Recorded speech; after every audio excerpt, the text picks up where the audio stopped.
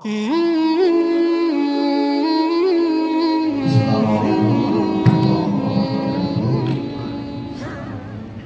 Alhamdulillah wa syukurulillah. Assalatu wassalamu ala rasulillah wa ala alihi wa ashabihi wa mawala. Rabbi shrah li sadri wa yassir li amri wahlul 'uqdatam min lisani yafqahu qawli. Kepada Allah kita panjatkan puji dan syukur. Kepada Allah pula kita bermohon agar kiranya senantiasa mencurahkan sholawat serta salam untuk Nabi kita Muhammad SAW, untuk keluarga beliau dan untuk semua para pengikutnya. Amin ya rabbal alamin. Jamaah subuh rahimakumullah. Untuk subuh kali ini kita coba membaca keterangan dari Allah Subhanahu wa Ta'ala tentang kasih Rasul kepada umat manusia. Jadi Allah itu punya sifat Ar-Rahman dan Ar-Rahim, kasih sayang. Lalu Allah mengangkat seorang manusia, yakni Nabi kita Muhammad, sebagai prototipe, sebagai figur yang merupakan representasi kasih sayang Allah untuk alam semesta. Wa ma arsalnaka illa rahmatan lil alamin. Kami tidak utus engkau kecuali bentuk kasih untuk alam semesta. Gambaran kasih Rasul kepada umat manusia kita bisa baca misalnya pada surah At-Taubah ayat 128. Allah menyatakan, A'udzu billahi minasyaitonir rajim, laqad ja'akum rasulun min anfusikum, sungguh telah datang kepada kamu semua wahai umat manusia seorang rasul. Rasul itu min anfusikum, yang berasal dari jenis kamu wahai manusia. Artinya Rasul ini bukan dari golongan malaikat, bukan jin, bukan hewan, tuyul dan lain-lain. Dia adalah golongan manusia seperti kita. Lalu sifat kasih Rasul ada 3 dalam ayat ini. Yang pertama, azizun alaihi ma'anittum. Azizun alaihi ma'anittum. Azizun alaihi, sangat berat dirasa oleh Rasul, ma'anittum ay anatukum, hal-hal yang menyebabkan kamu menderita, kamu susah. Jadi kesulitanmu, kesusahanmu wahai umat manusia terasa berat pada diri Rasul. Dan 3, melihat umat manusia hidup menderita. Yang kedua, harisun alaikum. Haris, Rasul sangat berkemauan keras. Alaikum tafsirnya adalah ala imanikum atau ala salamatikum. Jadi keinginan kuat pada diri Rasul adalah alaikum ay ala imanikum, mengantar kamu semua menjadi orang selamat, menuntun kamu semua menjadi orang beriman. Nah, itu keinginan Rasul yang sangat kuat. Yang ketiga, bil mu'minina raufun rahim. Rasul kepingin mengantar manusia menjadi beriman. Nah, setelah mereka beriman, dirawat dengan penuh kasih agar jangan sampai yang sudah beriman itu kembali kepada kekafiran. Dirawat. Ini tiga sifat kasih Rasul. Kita mulai dari yang pertama. Kalau yang pertama ini bisa dirasakan dan dimengerti oleh semua umat manusia, sehingga semua manusia mengapresiasi, menghargai sifat dasar Rasul ini. Misalnya sifat ini ada sejak kecil sebenarnya. Kita ambil salah satu contoh ketika Nabi Muhammad berusia 35 tahun, belum menjadi Rasul ya. Ada peristiwa renovasi Ka'bah. Ka'bah itu dibongkar, diratakan dengan tanah, lalu dibangun kembali. Untuk membangun Ka'bah, urunan dari seluruh suku dengan syarat harta yang disumbangkan untuk membangun Ka'bah adalah harta yang diperoleh dengan cara paling suci, paling halal.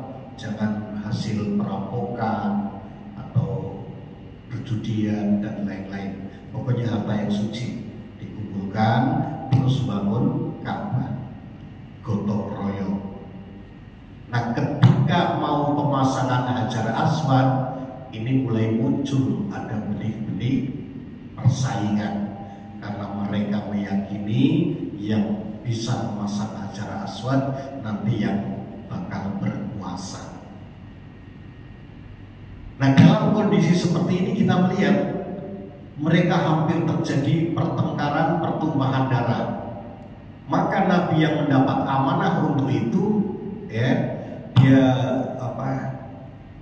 ambil sorbannya, dia lemparkan Hajar Aswad, taruh di tengahnya, masing-masing pimpinan suku mengangkat rame-rame.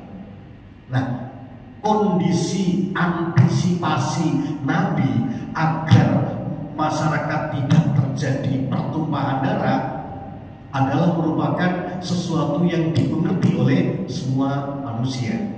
Sehingga saat itu Muhammad menjabat julukan Al-Amin. Dia berusaha melakukan tindakan antisipasi agar tidak terjadi kesulitan di masyarakat. Inginnya masyarakat itu damai, makmur, tentram, tenang, sejahtera, itu keinginannya. Kita lihat lagi ketika Nabi hijrah ke Madinah.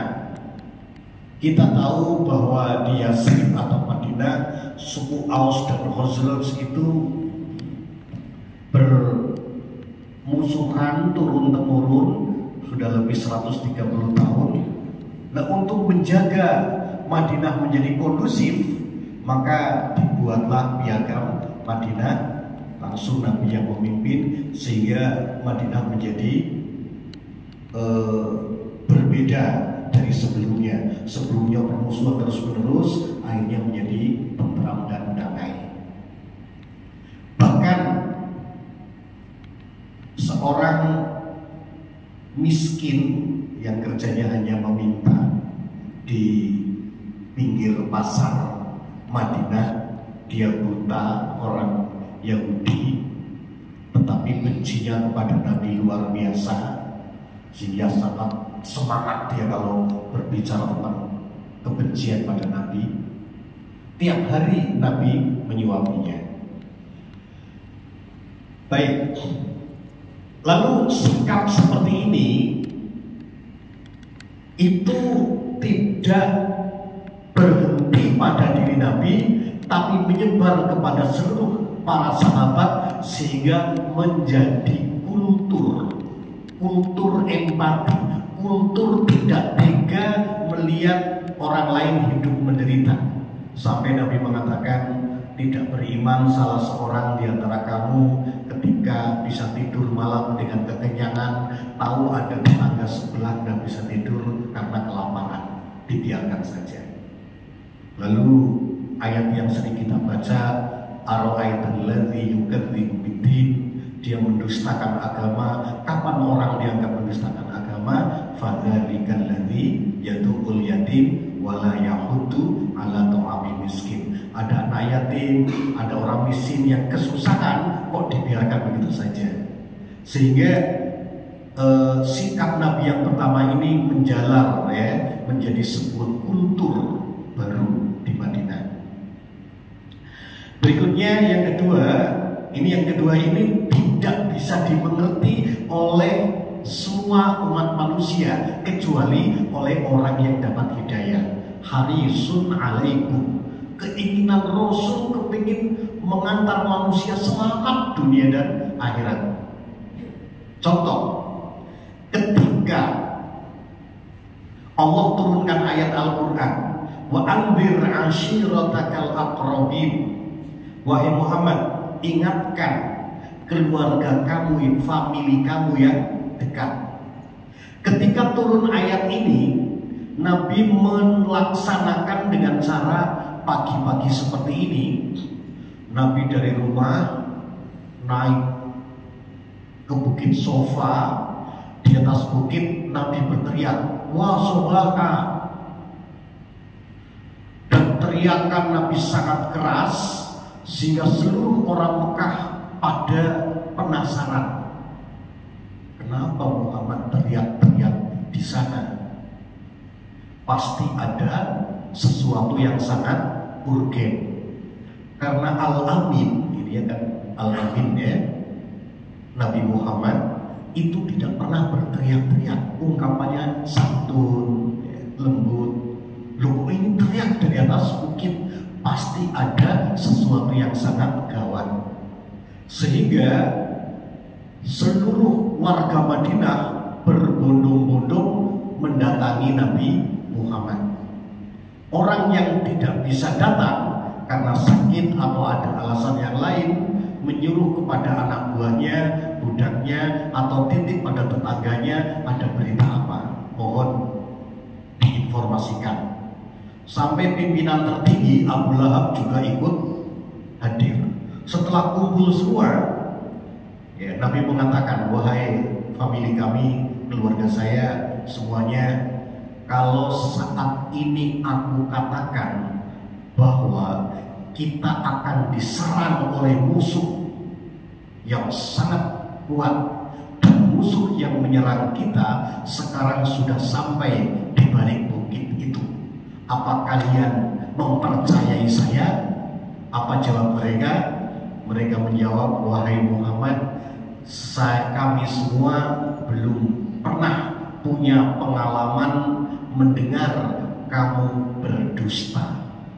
Baiklah, perlu kalian ketahui bahwa yang akan menyerang kita jauh lebih dahsyat dibanding musuh itu, yakni azab Allah akan menimpa kita semua, dan kita harus membentengi diri, menyelamatkan diri dari azab itu dengan cara mempercayai, meyakini bahwa tiada Tuhan selain Allah, la ilaha illallah, dan meyakini, mempercayai bahwa saya Muhammad adalah orang yang diutus oleh Allah untuk kalian semua.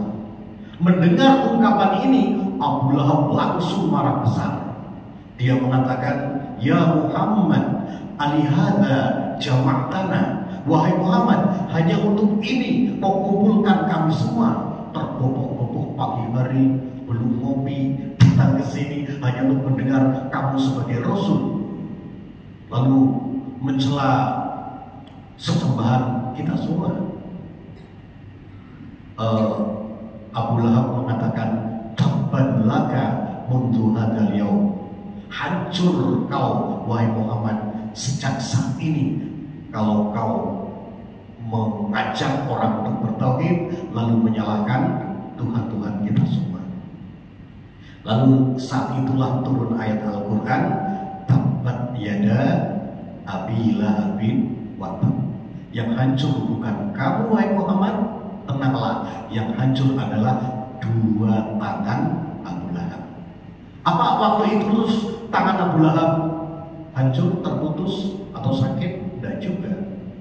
Lalu tangan itu apa maksudnya? Ya dua pilar ya, tangan. Tangan itu wujudnya adalah maluhu wama kasab. Maluhu kekayaannya, wama kasab kemampuannya. Seluruh kemampuan Abu Lahab, kekayaan Abu Lahab, ketika dia gunakan untuk melawan Tuhan, pasti akan hancur binasa. Bahkan wamro'atuhu, istrinya, hammalatal hatab, pembawa kayu bakar. Itu istri kepala negara masa bawa kayu bakar. Fi jidha hablum min masad, diikat di leher dengan tali, bawa ke sana kemari. Itu kan ngolok ya, karikatur. Kita bisa bayangkan kalau Nabi Muhammad mendapat ayat itu turun, lalu disuruh sahabat menghafalkan. Abu Lahab mendengar, dua tangan Abu Lahab hancur, saya selana dalam nanti masuk neraka, istrinya bawa kayu bakar ke sana kemari. Bukan marah besar ya. Yang terjadi adalah Abu Lahab semakin marah. Begitu. Jadi Nabi kepingin mengantar manusia beriman, tapi tidak semua orang mengerti, memahami tentang sifat kasih Nabi, kepingin menyelamatkan manusia. Sampai pada akhirnya kita melihat dalam data sejarah, pimpinan suku di Quraisy itu bermusyawarah dan sepakat untuk menghentikan kegiatan Muhammad yang mengajak orang bertauhid itu dan mencela Tuhan-Tuhan mereka. Dan ini kesepakatan diserahkan kepada Abu Thalib untuk mengeksekusi. Abu Thalib kan paman Nabi yang mengasuh Nabi sejak kecil, sehingga tentu ucapannya didengar. Katakanlah selesai musyawarah, Abu Thalib dapat mandat itu lalu menginformasikan kepada Nabi, wahai Muhammad, ini kesepakatan para pimpinan suku tadi di kantor, menyepakati untuk menghentikan kegiatan kamu, jangan mengajak orang untuk bertuhan Allah, mencela Tuhan-Tuhan kita, demi menjaga stabilitas, biar tidak terjadi keresahan. Kau mesti menghargai keluarga kita. Apa kata Nabi? Nabi Muhammad menyatakan, wahai paman, andai kata mereka mampu mengambil matahari, ditaruh di tangan kanan saya, ambil rembulan, taruh di tangan kiri saya, untuk aku berhenti dari mengajak orang bertauhid agar selamat, saya tidak akan berhenti sampai aku hancur lebur, aku mati, aku tewas dalam perjuangan dakwah ini, atau sampai Allah memenangkan saya dengan dakwah ini. Silakan paman, kalau mau tidak membantu tidak apa-apa, biar aku jalan sendiri, karena ini perintah Allah. Abu Thalib melihat begitu kuatnya keyakinan Muhammad, akhirnya Abu Thalib sendiri yang yang goyah. Nampak keponakan saya ini dalam kebenaran, kuat sekali pendiriannya. Kalau begitu man, tenang saja, silakan jalan terus, biar nanti saya yang membackup dari belakang. Masya Allah, harisun alaikum. Rasul kepingin mengajak orang untuk selamat. Setelah di Mekah tidak ada lagi orang yang mau diajak, permusuhannya sangat dahsyat. Rasul mencoba ke Taif, mudah-mudahan warga Taif mau mengikuti ajakan Nabi. Ternyata sampai di Taif, Rasul malah didemo. Anak-anak muda, orang tua mengiringi Rasul dalam perjalanan, mencaci maki, melempar dengan tai onta, dengan lumpur, dengan macam-macam lah pokoknya. Sampai pada akhirnya Rasul di Taif tidak diterima, bahkan dicaci maki, tergeletak di bawah pohon kurma. Rasul hanya ditemani oleh anak angkat beliau, Zaid bin Harisah. Malaikat penjaga gunung datang, wahai Rasul, saya malaikat penjaga bukit. Kalau Rasul menyuruh saya bisa mengangkat bukit itu, lalu aku akan hempaskan ke seluruh penduduk Taif. Kurang ajar kepada orang yang diutus oleh Allah, kepingin menyelamatkan mereka, malah mereka mencaci maki. Apa kata Rasul? Jangan wahai malaikat, saya mohon kiranya satu saat nanti lewat sulbi mereka Allah melahirkan generasi yang bakal beriman kepada ajaran kebenaran yang saya bawa ini. Adapun kepada orang-orang yang mencaci maki itu dan melempari dengan tai onta itu, Rasul berdoa kepada Allah, Allahumma di qaumi fa innahum la ya'lamun. Ya Allah, bimbing kaum saya, mereka memperlakukan saya seperti itu hanya gara-gara tidak tahu. Masya Allah. Haris, Rasul kepingin itu mengantar manusia selamat. Dan kalau kita baca hadis, Rasul memperjuangkan umat manusia agar selamat di hadapan Allah Subhanahu wa Ta'ala. Misalnya ini kan bulan apa ya? Bulan Rajab ya. Ada satu kisah yang sangat populer. Ketika Mi'raj, Rasul mendapatkan perintah sholat 50 kali. Turun lalu ketemu Nabi Musa. Rasul disarankan oleh Nabi Musa agar minta dispensasi keringanan. Kan bolak-balik minta dispensasi, lalu dikurangi 5 waktu lagi, minta lagi, dikurangi 5 lagi, terus bolak-balik. Pokoknya bagaimana cara agar umatnya tidak terlalu berat menerima beban dari Allah seringan mungkin, tapi bisa selamat. Begitu. Bahkan saya baca hadis dalam kitab Tamil Ghafilin tentang ayat-ayat balasan infak, menarik juga hadisnya. Jadi ketika turun ayat Al-Quran kepada Rasulullah, siapa yang berinfak di jalan Allah, fahuwa yukhlifuhu, Allah pasti menggantinya. Jadi tidak berkurang mana kosong sodaqotun min malin. Sodaqah itu tidak pernah mengurangi jumlah kekayaan. Karena apa? Karena begitu sodaqah Allah akan mengganti. Tidak pernah ada orang bangkrut gara-gara sodaqah. Nah, setelah turun ayat ini, Rasul mohon kepada Allah, ya Allah, mohon jangan sekedar diganti, coba diberikan juga apa? Bonusnya. Kalau digantikan sedekah 1 juta, gantinya hanya 1 juta. Lalu Allah turunkan ayat, man jaa bil hasanati falahu asyru amsalihha. Siapa yang memberi kebaikan, maka Allah akan mengganti 10 kali lipat. Nah, setelah turun ayat ini, kalau kita baca di situ, Rasul masih mohon pada Allah, ya Allah, mohon ditambahi. Kasihan umatku kalau hanya dapat 10 kali lipat. Lalu Allah nambahi lagi, kama salih habatin, seperti satu biji ambatan, gimana?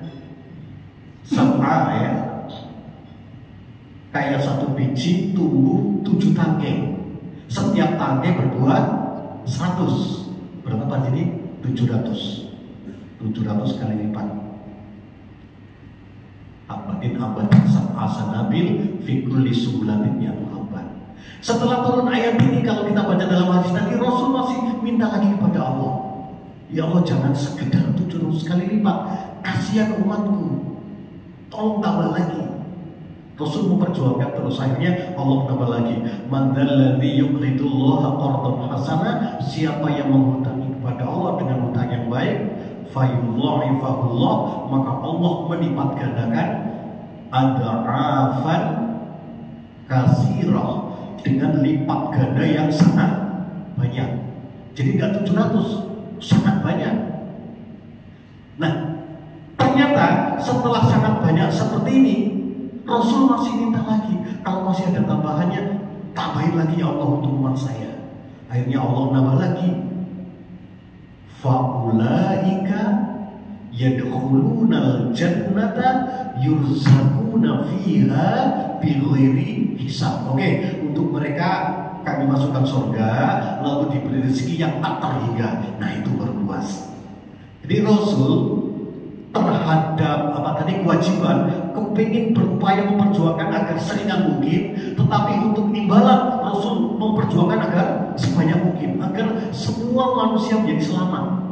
Itu perjuangan Rasul yang luar biasa, yang tidak bisa dimengerti oleh manusia kecuali orang-orang yang beriman, yang bisa paham.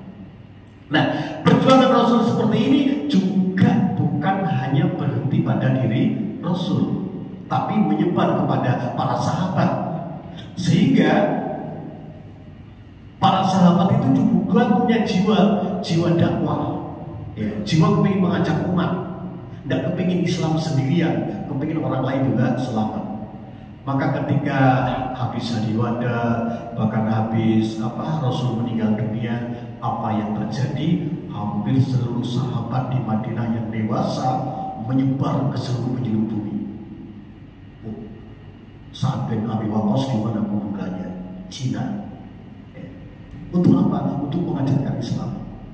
Sampai di Sumatera, pesisir utara Jawa, banyak orang-orang dari Timur Tengah menyebar ke seluruh penjuru dunia. Untuk apa? Menyampaikan Islam. Luar biasa. Kalau sekarang ada jamaah tabligh ya, jolon gitu, dan dibayar tuh, malah mengeluarkan uang. Ada semangat, Masya Allah. Jadi semangat cinta kasih sesama, semangat mengajak orang untuk selamat, ya.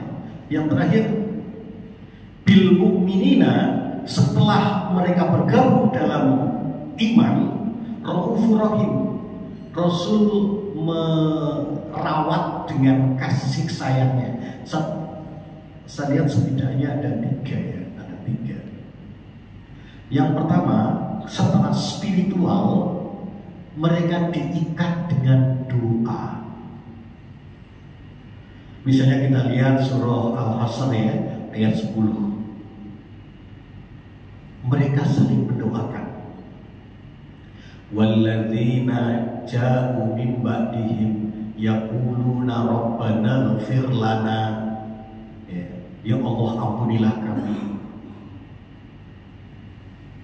Rabbana ighfir lana wa li ikhwanina, dan ampunilah saudara-saudara kami alladzina sabaquna bil iman, orang-orang yang lebih dahulu masuk dalam keimanan.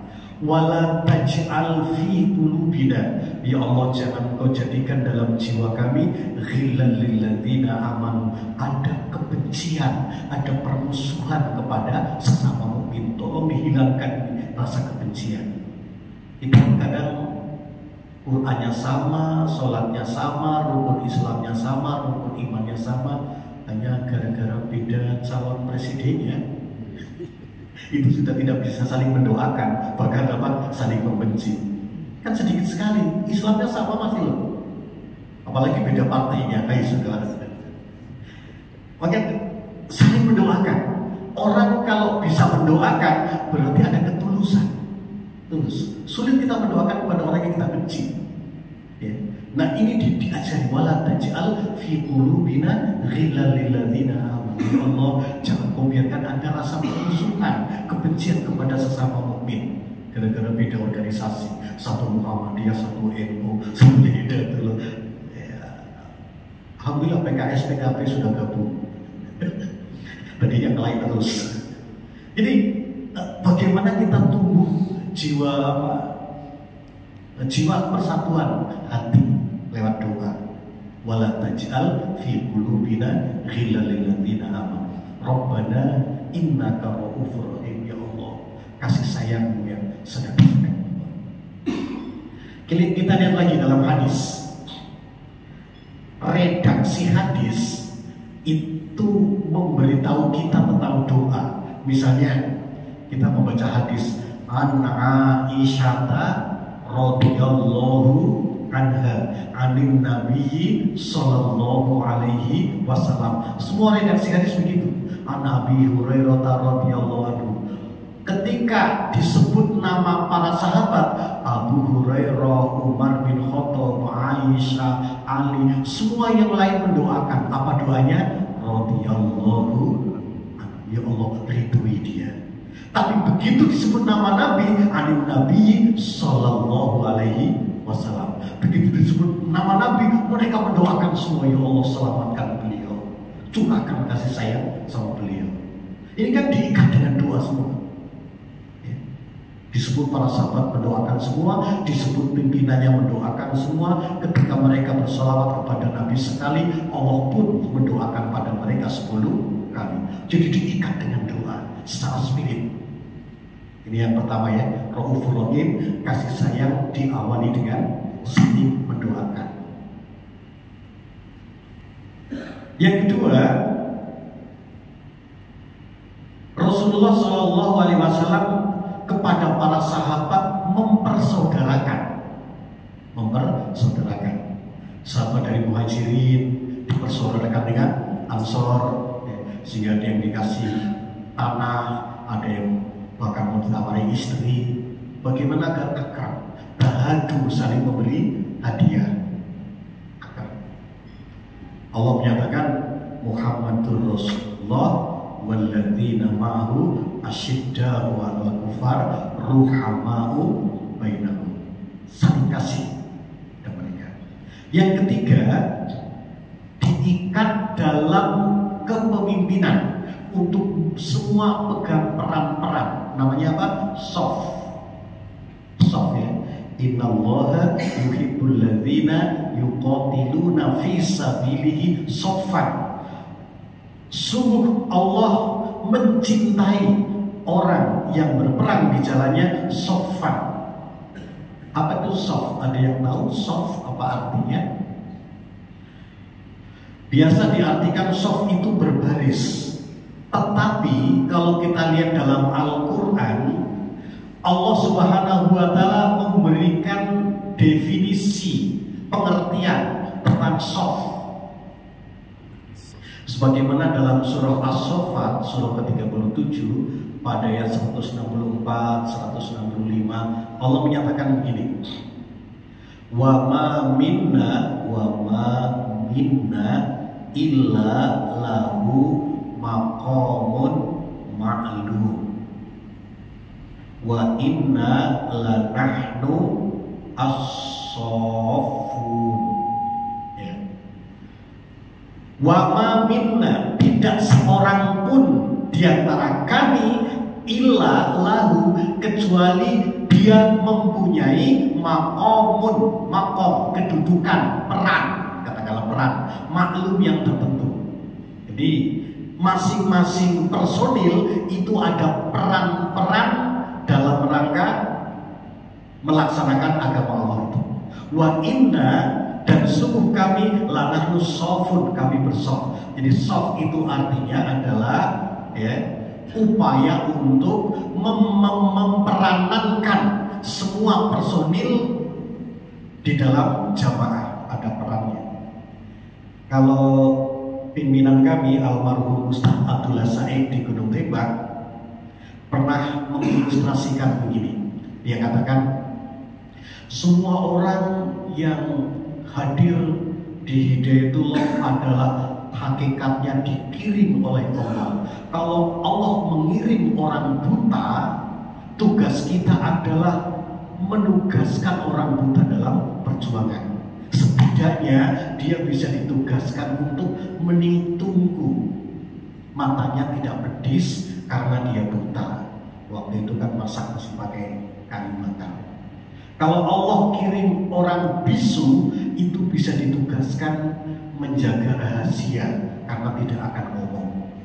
Kalau yang dikirim orang lumpuh, itu bisa ditugaskan di pos depan, tidak jalan-jalan, itu bisa jaga pos. Artinya sebenarnya semua orang itu punya peran bagaimana memerankan di dalam Islam. Ta'awanu 'alal birri wat taqwa, itu soft namanya. Di soft itu kepemimpinan. Kepemimpinan itu merupakan sebuah keniscayaan. Kan ada kepemimpinan benar namanya Hizbullah, kepemimpinan batin namanya Hizbus Syaitan. Misalnya ada prostitusi, perzinahan, ini kan kebatilan. Itu ada kepemimpinannya juga.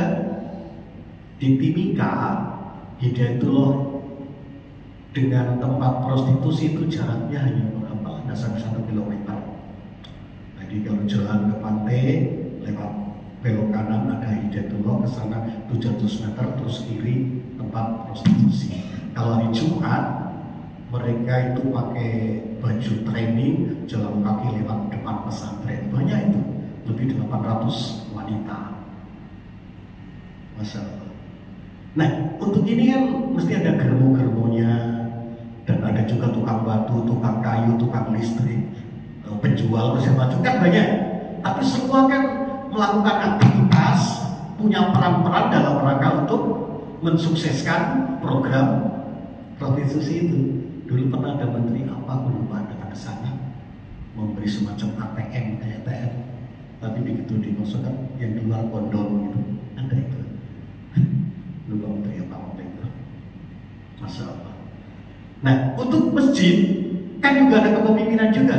Ada tukang nyapunya, ya, ada yang bendaharanya, ada ketuanya, segala macam. Masing-masing ada peran. Nah, ketika kita di dalam iman itu diikat dalam peran-peran itu, ya, maka kita akan terikat 24 jam sehari semalam memanfaatkan umur kita untuk Allah, untuk kebaikan. Nah, gitu. Sehingga kita tetap berada di jalan Allah di setiap saatnya. Ya. Kita saling mendukung dalam kebenaran, ya. Jangan saling membantu dalam kejahatan. Alhamdulillah, dikami hormati, ketika kondisi seperti ini telah menjadi kultur peradaban di Madinah, yang terjadi adalah keunikan. Madinah menjadi makmur, menjadi damai, tentram, sehingga orang di luar Madinah, namanya Al-A'rab, itu takjub sekali terhadap perubahan yang ada di Madinah. Karena tadinya bermusuh-musuhan, langsung akrab seperti itu. Apa yang terjadi? Orang-orang Arab akhirnya berbondong-bondong kepingin bergabung ke dalam kota Madinah, kepingin menikmati kehidupan damai seperti itu. Kita lihat dalam surah Al-Hujurat pada ayat ke-14. Qalatil a'rabu amanna. Orang Arab dari Bani Asad datang bergabung mengatakan, amanah, kami ikut jadi orang beriman wahai Rasul. Kul, katakanlah wahai Muhammad, lam tu'minu, kamu itu belum beriman. Kamu datang kepingin menikmati kedamaian.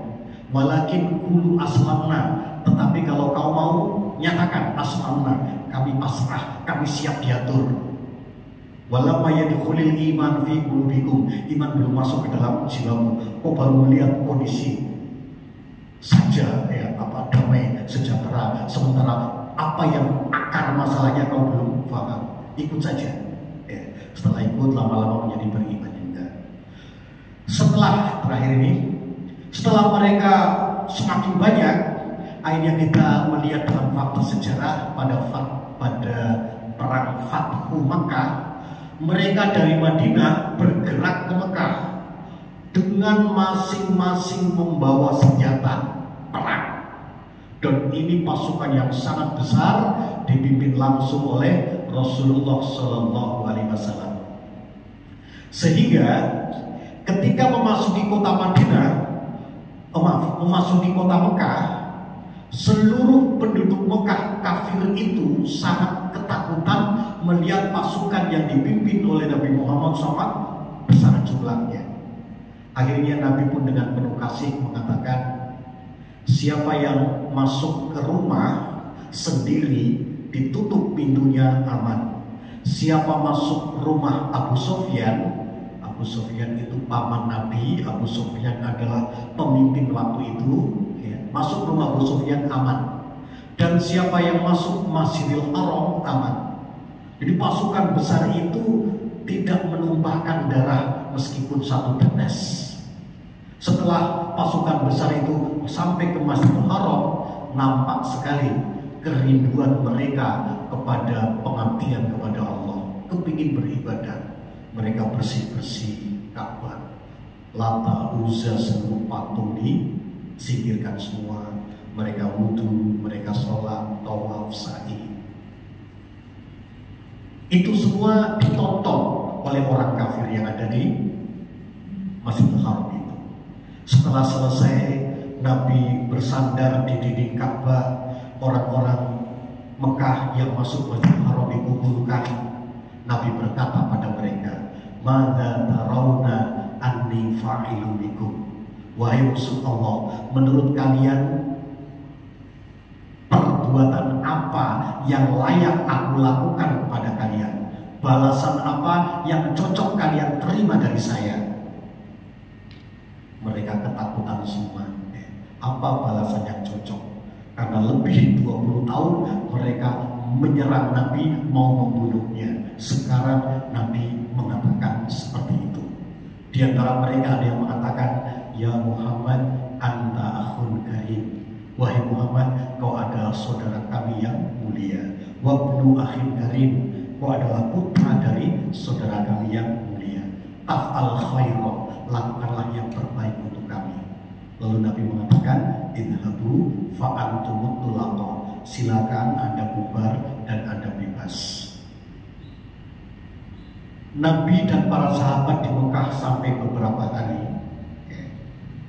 Pelan-pelan mereka merasakan dan memahami bahwa orang yang diperangi sejak dulu, yang dianggap tukang sihir, yang dianggap pemecah belah, ternyata yang dibawa adalah peradaban yang sangat agung.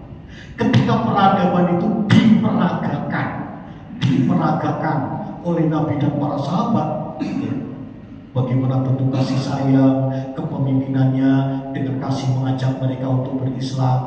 Masya Allah, tidak ada lagi jiwa permusuhan, jiwa dendam. Maka itulah yang disebut dengan al-fatah. Bahasa kita apa ya? Terbuka. Jadi Islam ketika masih menjadi konsep, bahkan ada pada diri Nabi sendirian, itu mereka belum tahu. Tapi begitu sudah merupakan sebuah peradaban agung, mereka terbuka. Oh, ternyata kayak begini ya perjuangan Muhammad. Baru terbuka mereka hatinya. Justru ini yang terbaik. Setelah mereka tahu Islam dalam peragaan budaya, peradaban seperti itu, akhirnya apa? Mereka pun masuk Islam. Wa ra'aitan nasa yadkhuluna fi dinillahi afwaja. Oh, lihat mereka bergabung dalam agama Allah berbondong-bondong. Baik, barangkali ini yang bisa kami bukan. Jadi dari fakta sejarah ini nampak memang keunggulan Islam bukan dimengerti kalau hanya masih berupa konsep-konsep pelajaran-pelajaran di sekolahan. Tapi akan bisa dimengerti kalau dia berada dalam sebuah peragaan peradaban. Moga kita coba bangun peradaban ini sehingga dengan demikian nanti Islam bisa punya daya tarik rahmatan lil alamin. Assalamualaikum warahmatullahi wabarakatuh.